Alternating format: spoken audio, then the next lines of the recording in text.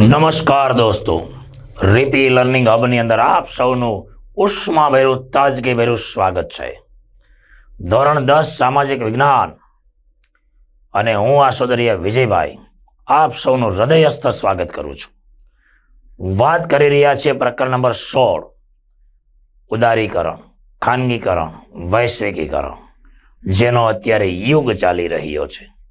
આની પહેલાના લેક્ચરની અંદર આપણે વાત કરી હતી ઉદારીકરણની, ઉદારીકરણના ફાયદા અને ગેરફાયદા.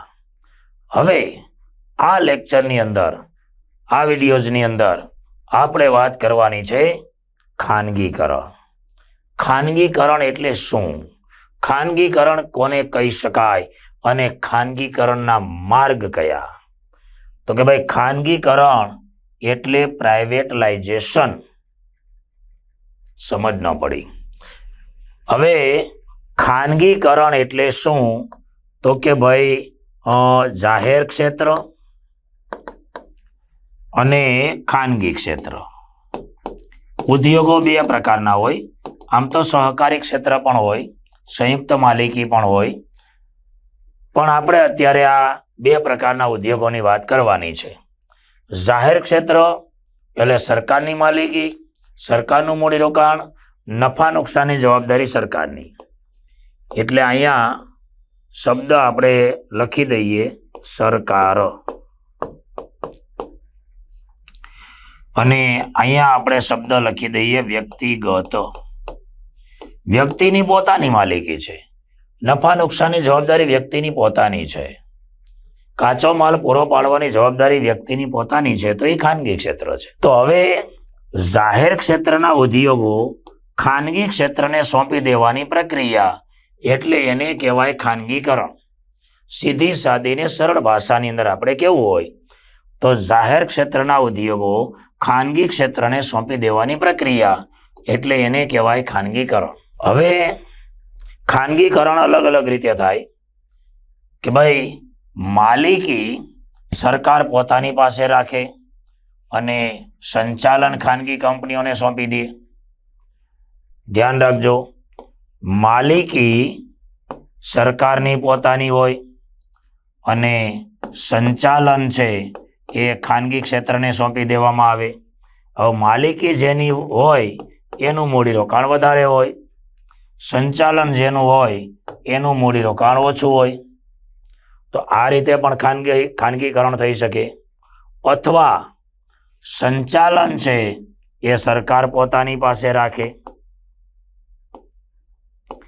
સંચાલન સરકાર પોતાની પાસે રાખે અને માલિકી છે એ ખાનગી ક્ષેત્રની હોય. તો અહીંયા ખાનગી ક્ષેત્રનું મૂડીરોકાણ વધી જાય અને સરકારનું મૂડીરોકાણ ઓછું થઈ જાય.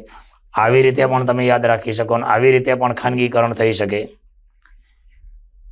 માલિકી સરકારની, સંચાલન ખાનગી ક્ષેત્રનું, અથવા સંચાલન સરકારનું, માલિકી ખાનગી ક્ષેત્રની. આવી રીતે ખાનગીકરણ થઈ શકે. હવે આ ખાનગીકરણ કરવાથી ફાયદા કયા થાય અને ગેરફાયદા કયા થાય, આ જરા મોસ્ટ આઈએમપી પ્રશ્ન છે. આની ઉપર ધ્યાન આપી દેજો દોસ્તો. ખાનગીકરણના લાભ અને ગેરલાભ. તો કે ભાઈ, ઉત્પાદનના એકમોની સંખ્યા વધી, અનેક પ્રકારની નવી નવી વસ્તુઓનું ઉત્પાદન કરતી કંપનીઓ વધી. ખાનગીકરણથી આ સૌથી મોટો અને બોનસ ફાયદો થયો. મૂડીલક્ષી અને લોકોની જે રોજિંદા વપરાશની વસ્તુઓ છે, એ રોજિંદા વપરાશની વસ્તુઓ એના ઉત્પાદનમાં ધરખમ વધારો થયો છે. આજે માર્કેટની અંદર આપણે કોઈ પણ વસ્તુ ખરીદવા જઈએ તો એક સરખો ઉપયોગ ધરાવતી અનેક પ્રકારની વસ્તુઓ બજારમાં મળે છે. ટીવી, ફ્રીજ, એસી, વોશિંગ મશીન, આ બધી મૂડીલક્ષી વસ્તુઓ છે. મૂડી, જમીન, મૂડી, શ્રમ, નિયોજન, આ 4 શબ્દો તમે આગલા ચેપ્ટરની અંદર શીખી ગયા છો. મૂડી એટલે ઉત્પાદનનું માનવ સર્જિત સાધન. તો આવી અનેક પ્રકારની વસ્તુઓના ઉત્પાદનમાં વધારો થયો છે. અને ખાનગીકરણ થવાથી અલગ અલગ એકમોની કાર્યક્ષમતા પણ વધી છે. જુદી જુદી કંપનીઓ વચ્ચે અંદરોઅંદર હરીફાઈ થાય છે અને હરીફાઈને કારણે વધારેમાં વધારે સારી ગુણવત્તાવાળી વસ્તુ માર્કેટમાં મૂકવી પડે છે અને એનો સીધો બોનસ ફાયદો ગ્રાહકને થાય છે કે ભાઈ હીરો અને હોન્ડા બંને અલગ અલગ કંપનીઓ છે, બંને ટુ વ્હીલર ગાડીઓ બનાવે છે, પણ બંને કંપનીઓ વચ્ચે ગજબની હરીફાઈ છે.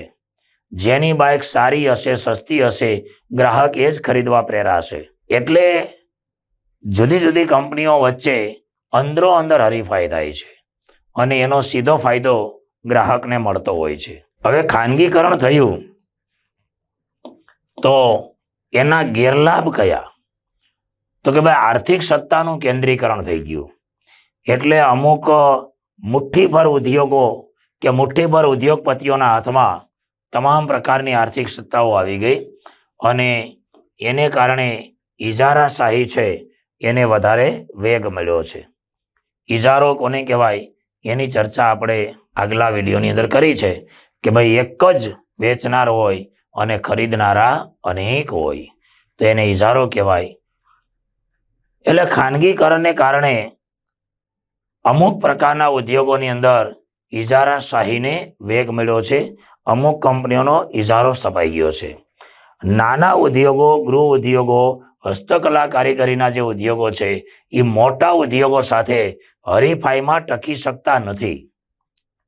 કારણ કે મોટા કદની કંપનીઓ જેટલું મૂડીરોકાણ નાના ઉદ્યોગો અને ગૃહ ઉદ્યોગો કરી શકશે નહીં. એટલે નાના ઉદ્યોગોનો યોગ્ય વિકાસ થઈ શકતો નથી. માત્ર મોટા ઉદ્યોગોને જ વિકાસનો લાભ મળે છે અને ભાવ વધારો અંકુશમાં રહ્યો નથી. આ મોટામાં મોટો ગેરફાયદો છે. ભાવ વધારો સરકારના અંકુશમાં રહ્યો નથી. ભાવ વધારાની સમસ્યા આજે સમગ્ર ભારત દેશમાં જોવા મળે છે. ગરીબ અને મધ્યમ વર્ગ ભાવ વધારાની સમસ્યાથી પીડાઈ રહ્યો છે. એટલે આ ખાનગીકરણ એના ગેરલાભ છે. હવે બીજો શબ્દ છે વૈશ્વિકીકરણ. વૈશ્વિકીકરણ એટલે શું ભાઈ? એમાં કયા સુધારા હાથ ધરવામાં આવ્યા? તો કે ભાઈ વૈશ્વિકીકરણ એટલે આખું વિશ્વ એક ગ્લોબલ વિલેજ બને. ગ્લોબલ વિલેજ એટલે વિશ્વ ગામ બને. એક દેશમાંથી બીજા દેશમાં અવર જવર કરવાની તમામ પ્રકારની છૂટછાટો મળી જાય. વ્યક્તિ એક ગામમાંથી બીજા ગામમાં કોઈ પણ પ્રકારના અવરોધ વગર જઈ શકે એવી પરિસ્થિતિનું નિર્માણ સમગ્ર વિશ્વ માટે કરવું. મૂડીની હેરફેર કરવાની છૂટ, શ્રમિકોની હેરફેર કરવાની છૂટ, ટેકનોલોજીની હેરફેર કરવાની છૂટ, તો એને કહેવાય વૈશ્વિકીકરણ. આખું વિશ્વ એક ગ્લોબલ વિલેજ બને એને કહેવાય વૈશ્વિકીકરણ. એટલે ભારતીય અર્થતંત્રને વિશ્વના અર્થતંત્ર સાથે જોડવાની પ્રક્રિયા તો એને પણ કહેવાય વૈશ્વિકીકરણ. એટલે ભારતીય અર્થતંત્ર વિશ્વના અર્થતંત્ર સાથે જોડાય એટલે વિદેશી વસ્તુઓ છે એ ભારતીય બજારોમાં સરળતાથી મળતી થાય છે. આજે વિવો અને ઓપ્પો અને એમઆઈ એનાથી ભારતીય બજારો ઉભરી રહ્યા છે. વિદેશી ટેકનોલોજી, વિદેશી ચીજ વસ્તુઓ ભારતીય બજારોમાં ઢગલા બંધ આવી. એનું કારણ છે વૈશ્વિકીકરણ. અને આ ઉદારીકરણ, ખાનગીકરણ અને વૈશ્વિકીકરણની નીતિ અમલમાં મૂકનાર કોણ હતું દોસ્તો ખબર છે? આપણા ભૂતપૂર્વ માનનીય વડાપ્રધાન, નાણાપ્રધાન ડોક્ટર મનમોહન સિંહ. 1991માં એમણે જો આ નીતિ અમલમાં ન મૂકી હોત દોસ્તો તો હજી આપણે જૂની પુરાણી ટેકનોલોજી જ વાપરતા હોત. એટલે ભારતીય બજારની અંદર અનેક પ્રકારની વિદેશી ટેકનોલોજી આવી, સાધન સામગ્રી આવી. એનું કારણ છે વૈશ્વિકીકરણ. તો વૈશ્વિકીકરણ માટે કયા કયા સુધારાઓ કરવામાં આવ્યા? તો કે ભાઈ આયાત નિકાસની અંદર કોઈ પણ પ્રકારના અવરોધ હતા તો એ અવરોધને કાયમ માટે દૂર કરી દેવામાં આવ્યા. એટલે હવે તો ભારતીય ખેડૂતો જાતે નિકાસ કરતા થઈ ગયા છે. ભારતીય લોકો ચીનમાંથી એમ્બ્રોઇડરી મશીનો આયાત કરતા થઈ ગયા છીએ. પંજાબના ખેડૂતો ઘઉં અને ડાંગર એની જાતે નિકાસ કરતા થયા છે. તારાળીની કેસર કેરી વિદેશી બજારોમાં પહોંચતી થઈ. એનું કારણ છે વૈશ્વિકીકરણ. એટલે મૂડીની હેરફેર ઉપર જે અંકુશ હતા એ અંકુશ પણ દૂર કરી દેવામાં આવ્યા. ટેકનોલોજીની હેરફેર ઉપરના નિયંત્રણો એને દૂર કરી દેવામાં આવ્યા અને શ્રમિકોની હેરફેર ઉપરના નિયંત્રણો હતા એ પણ દૂર કરી દેવામાં આવ્યા. એટલે શ્રમિકોની હેરફેર પણ હવે સરળતાથી થાય છે. ભાગ્યે જ એવો કોઈ દેશ હશે કે જ્યાં ભારતીય મૂળના વ્યક્તિ જોવા ન મળતા હોય.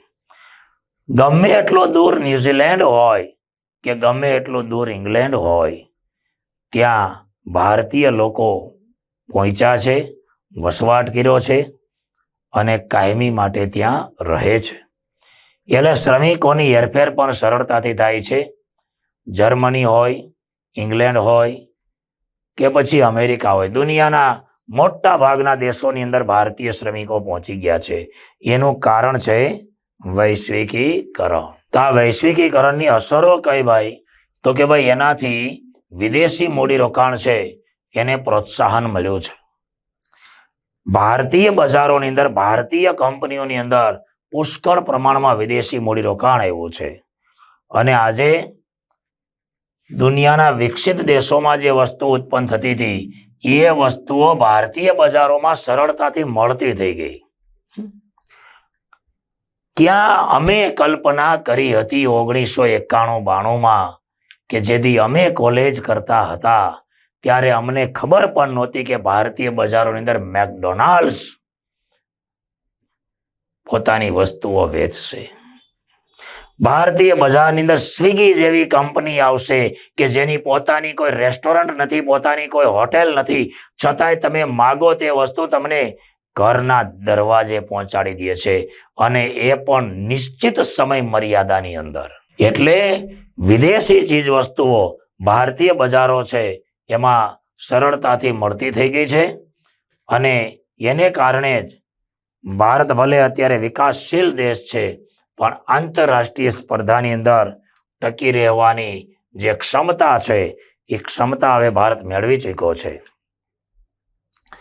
ભારતીય અર્થતંત્ર ધીમે ધીમે ઝડપી પ્રગતિ કરી રહ્યું છે. નિકાસોમાં ધીમે ધીમે વધારો થતો જાય છે અને આર્થિક વિકાસના દરમાં પણ વધારો થયો છે. ભલે ધીમી ગતિએ આર્થિક વિકાસ વધ્યો છે પણ એ આર્થિક વિકાસ વધવાની ગતિ હવે એણે ઝડપ પકડી છે કે ભાઈ ભારત હવે બુલેટ ટ્રેન શરૂ કરવા જઈ રહ્યું છે આવનારા સમયની અંદર. અને ભારતની અંદર સ્માર્ટ સિટીઓ શરૂ થવા જઈ રહ્યા છે. ધોલેરા એનું જબરદસ્ત ઉદાહરણ છે. તો વૈશ્વિકીકરણથી આ બધા ફાયદાઓ ભારતને મળવાના છે. હવે એના ગેરલાભ કયા? તો કે ભાઈ ગરીબી અને બેરોજગારીની સમસ્યા હલ કરવામાં જે સફળતા મળવી જોઈતી હતી એ સફળતા હજી મળી નથી. હજી ભારતની અંદર ગરીબી અને બેરોજગારીનું પ્રમાણ ઘણું વધારે જોવા મળે છે. નિકાસ વધવાને કારણે જે લાભ લોકોને મળવા જોઈતા હતા એ લાભ પણ પૂરતા પ્રમાણમાં મળી શક્યા નથી. અને ઉદારીકરણ, ખાનગીકરણ, વૈશ્વિકીકરણ થયું તો એનાથી મોટા ઉદ્યોગોને જ વધારે લાભ મળ્યો છે. નાના ઉદ્યોગો, ગૃહ ઉદ્યોગો, હસ્તકલા કારીગરીના જે ઉદ્યોગો છે એવા ઉદ્યોગોને વધારે લાભ નથી મળ્યો. કારણ કે નાના ઉદ્યોગો છે એ વધારે મૂડીરોકાણ કરી શકતા નથી. મોટા કદના ઉદ્યોગો સાથે હરીફાઈમાં ટકી શકતા નથી. એટલે માત્ર ને માત્ર મોટા કદના ઉદ્યોગોને લાભ મળ્યો છે અને નિકાસ કરતા આયાતનું પ્રમાણ છે વધી ગયું છે. એટલે આયાતનું પ્રમાણ વધી જાય એટલે વિદેશી દેવામાં છે ને વધારો થાય છે. વધારે આપણે ચૂકવણી કરવી પડે છે. નિકાસ કમાણી ઓછી થાય છે અને આયાત ખર્ચ વધારે થાય છે. એટલે આવક અને સંપત્તિની વહેંચણીમાં ઘણી બધી અસમાનતા જોવા મળે છે. એક બાજુ અતિશય ધનાઢ્ય કુટુંબો છે તો બીજી બાજુ અતિશય ગરીબ કુટુંબો પણ છે. એટલે આવા બધા ગેરલાભો પણ પ્રાપ્ત થયા છે. તો ઉદારીકરણની વાત કરી, ખાનગીકરણની વાત કરી ને વૈશ્વિકીકરણની વાત કરી.